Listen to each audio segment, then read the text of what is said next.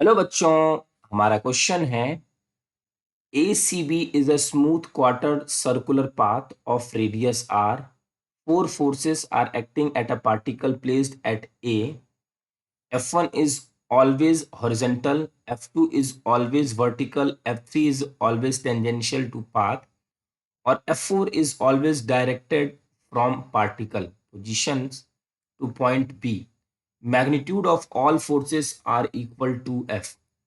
तो बच्चों ये हमें चार फोर्सेस दिया गया है, हमें इसका वर्क डन पूछा गया है। तो एक छोटा सा कंसेप्ट हमें समझ के रखना है। वर्क डन होता है force into displacement in the direction of force. Direction of force, ठीक। तो बच्चों हमें फोर्स की डायरेक्शन में डिस्प्लेसमेंट देखना होता है, तो हम ए की बात करते हैं।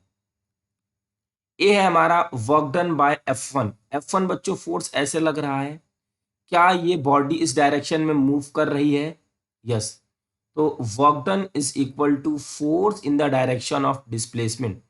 बच्चों फोर्स इस डायरेक्शन में लग रहा है, डिस्प्लेसमेंट भी इस डायरेक्शन में हो रहा है। कितना डिस्प्लेसमेंट? ए से लेकर बी तक कितना हुआ है? आर। तो फोर्स हो जाएगा बच्चों एफ और डिस्प्लेसमेंट हो जाएगा आर। तो वर्क डन की जो वैल्यू आई है वो है एफ इंटू आर, मीन्स इसका ये रहा पी। तो बच्चों पी वाले कौन सा ऑप्शन? तीन है, तो ये वाला एलिमिनेट कर दीजिए, इसका हो जाएगा पी। बी के लिए देखते हैं हमारा work done bye F2 force. Work done bye F2 force, ये हमारा F1 और ये F2। तो force into displacement in the direction of force. तो बच्चों F2 फोर्स ऊपर लग रहा है और ये वाला ब्लॉक आगे भी जा रहा है और ऊपर भी जा रहा है ना। फाइनली यहाँ पे पहुंचा है, तो ये ऊपर भी गया। कितना? अगर ये बच्चों आर है तो ये भी आर होगा, मीन्स फोर्स इनटू आर, ठीक। तो ये हमारी आ गई वर्क डन की वैल्यू, मीन्स ये भी हमारा सेम है, मतलब ये भी हमारा पी। अब देखिए बी का कौन सा पी है? ये दोनों है, मीन्स ये एलिमिनेट हो गया। सी बच्चों देख लेते हैं। सी है हमारा work done by F3 force. तो work done by F3 force, force into displacement in the direction of force. बच्चों जो ये फोर्स F3 है वो है हमारा इस कर्व के अकॉर्डिंग चल रहा है, ऐसे कर्व से, ठीक।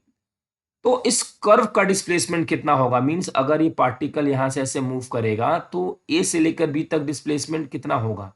ये डिस्टेंस के बराबर, तो ये हो जाएगा एफ। और यहां से लेकर इस पाथ के अलोंग बच्चों ध्यान देंगे, इस पाथ के अलोंग फोर्स लग रहा है, तो डिस्प्लेसमेंट भी हमें इस पाथ के अलोंग ही देखना है। तो टोटल सर्कल का मीन्स अगर ये पूरा सर्कल होता तो इसकी डिस्टेंस होती 2πr। हाफ के लिए बच्चों होता है पाई आर, और 1/4 के लिए कितना होता है? πr/2। डिस्प्लेसमेंट हो जाएगा πr/2। तो एफ πr/2 ये हमारा हो जाएगा R। तो बच्चों ये वाला भी एलिमिनेट हो गया, सेकेंड ऑप्शन इज राइट। अब डी का देखते हैं work done bye F4 force. F4 बच्चों हमारा ये रहा, कुछ ऐसे लग रहा है। तो work done force is equal to force into displacement. Force की वैल्यू F। बच्चों इसकी वैल्यू कितनी होगी? तो हम कैलकुलेट कर लेते हैं। ये R है, ये R है, तो पाइथागोरस थ्योरम से क्या हो जाएगा? इसकी वैल्यू आ जाएगी, ये A है और ये B है। A B square is equal to R square plus R square 2r², और ए बी की वैल्यू आ जाएगी √2। ये हो जाएगा √2r। F R √2 FR means ये हो जाएगा बच्चों हमारा Q। तो आई होप बच्चों कि आपको ये क्वेश्चन अच्छे से समझ में आ गया होगा। Thank you.